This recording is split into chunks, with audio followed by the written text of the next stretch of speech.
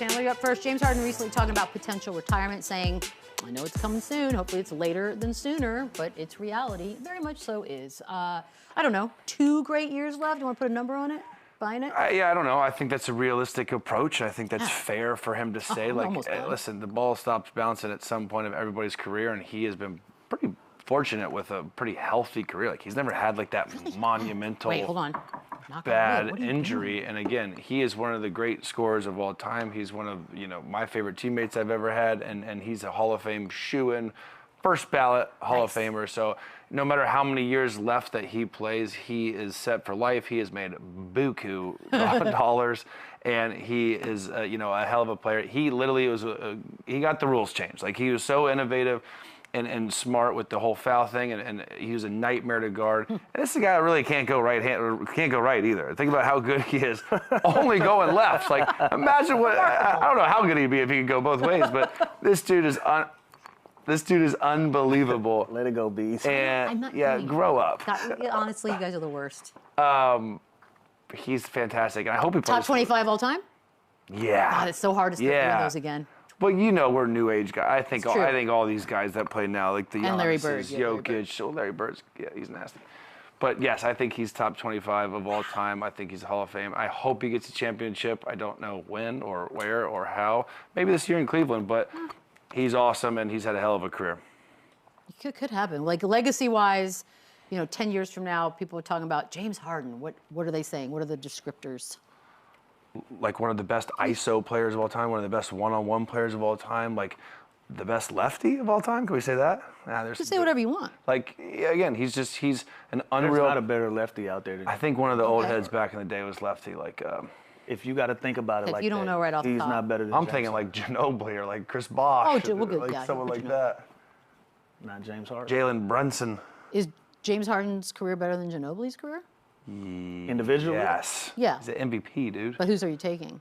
James Harden. He's also made probably $300 million more. So now I know where your heart is. Yeah. Okay, fair I'm enough. taking James Harden Priorities. 10 times. Okay, fair enough. Lou, you're up next. Former Laker Byron Scott had one heck of a quote. Hold on. 2018 MVP, 11-time All-Star, 8-time All-NBA, 6th Man of the Year, 3-time scoring champ. We get it. I know. Look, there's one big glaring Right to the wall. miss. That's The all. hall. That's the problem with James Harden. That will always be. He didn't have no Tim Duncan either. Yeah. Here we go. Manu Ginobili single-handedly Kawhi. won Game 5. Thank you Kawhi. very much. And Danny Green, who No, was we're berserk. not. We're not discounting. Well, we're Tony not Parker. Can he get a Tony Parker? Oh, yeah, because Tony Parker came in the league with all the hype. He was like an 18-year-old kid no one had ever heard of. Boom. But he still did Boom. it. But he still turned into Tony Parker. Hall of Fame, Hall of Fame.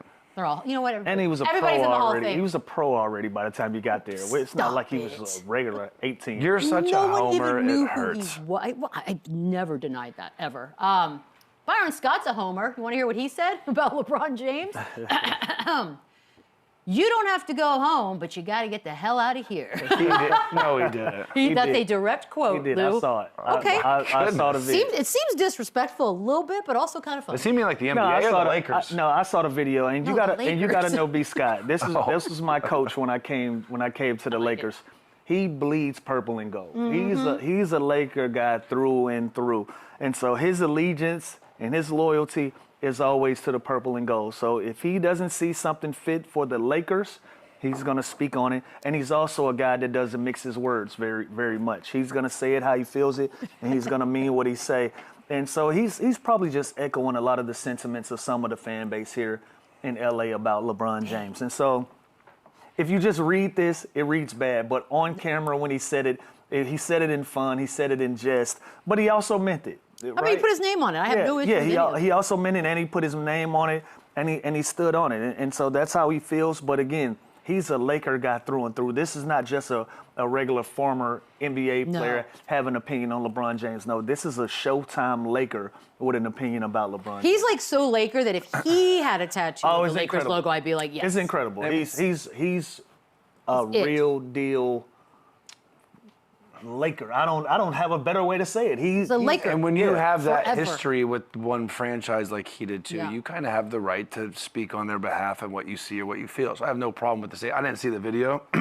I could see I him. don't know the context of it. I love B. Scott. He was being funny, but also dead serious. Yeah, I like that. Yeah, I actually love that.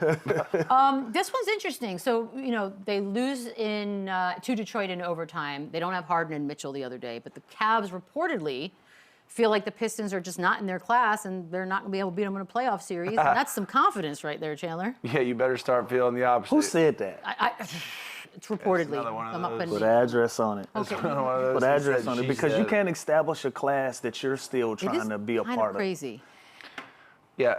The fact that I wish we had a quote because then it's scandalous. Yeah, like Luda said, put an address on it. But whoever said it, say it because this also is silly because they have been so good all year. All year long they've been consistent.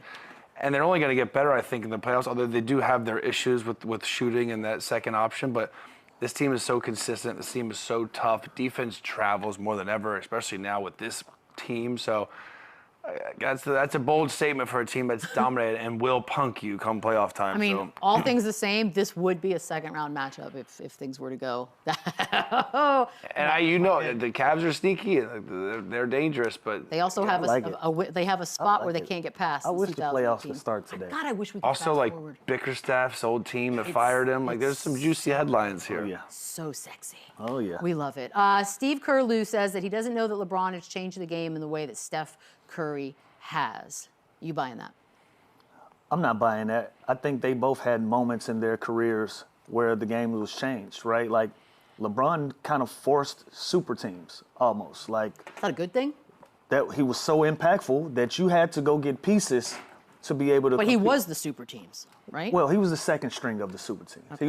He went to a super team to fight against another super team. But his impact on the game is incredible. Steph Curry's impact on the game is incredible. I think we're still seeing a lot of the remnants of what Steph Curry did to the game. I think what LeBron did and how he changed the game, we've kind of gotten out of it. We've already kind of phased out. And now we're kind of seeing the Steph Curry effect kind of, I don't know if it's phased out yet because teams are still shooting 40 to 50 three-pointers in a game. And for you to compete against Golden State, you almost had to take that amount of reps to even have an opportunity to beat them. Let's go back again. We're historians 10 years from now, like the last 25 years, who's the most transcendent player? It's going to be a few different guys. Is it?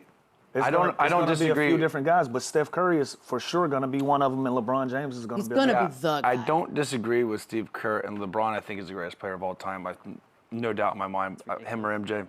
No, however you want to draw it up. You can't, guys. We can't, guys. We're just gonna sit on the fence, like we're just gonna sit on the fence all the time. To change the game, I think there's more kids throughout the last 10 years and for the next 10 years that want to be Steph Curry more than LeBron James. He's attainable. I also think that's more reachable because when you look at Steph Curry, he's not this 6'8" freak of nature, dominating physical force like LeBron James is. He's not 7'5" like Wemby or Kevin Durant. Like, you can be Steph Curry if you work hard, and you can be Steph Curry if you can shoot the ball like the way he does. So I think when you talk about transcending the game and what kids globally want to be or emulate, it's Steph Curry more than anybody in the history of the game. But from 2005 to 2015, that crown went to LeBron James. But I looked at LeBron like but was he transcendent? I looked at LeBron like a freak of nature, not like I want to be that guy. Like I looked at him like, holy shit, that's LeBron. Yeah, because you could never. I looked at Steph Curry like because you couldn't be him. Yeah, that's what I mean. My kid was gonna try and be like Steph Curry, not LeBron, like because it's more reachable. Yeah. Like, you know what I mean? But like I said, I think it's like a baby-faced assassin. I think it's eras of transcending the game. From 2005 to 2015, you had to play a certain style of basketball to even have an opportunity to try to beat him or compete with the teams that he had. So a lot of guys don't see themselves in a 6'8" freak of nature, right? Yeah. But you tried to do your best job to emulate that. Steph Curry came in right after that run, and we saw somebody that we can see in ourselves. And so we're still seeing that in 2026, but I think you're kind of phasing out of that, and now you have a new crop of guys. But the effects are forever. His effects forever, for sure. So if we're giving a nod to somebody, you can give it to Steph Curry because it's more recent, but I think they both have transcended the game in their own right. Also, even look at like the style of play now, right? Like it's a bunch of threes and fast. It's almost like that's because people are trying to keep up with the Warriors, like Steph Curry and Klay Thompson. So the game even, the style of play, the evolution team-wise even evolved because of that, dude. Not even just individually. That's where the enforcer conversations came in. That's where packing the paint came in. That's where all of these different things came in, and then Steph came out, and he said, "Hold up, we're gonna shoot threes now, and we're gonna open the floor up." So I think it's a matter of eras. He is definitely a mark on the evolution. It's definitely a matter of eras to me. Of the game. We're going to take a very quick break. Wrap things up on the other side. Yeah, like if you the history of it, he will be his own chapter. You know what? Absolutely. They're running back.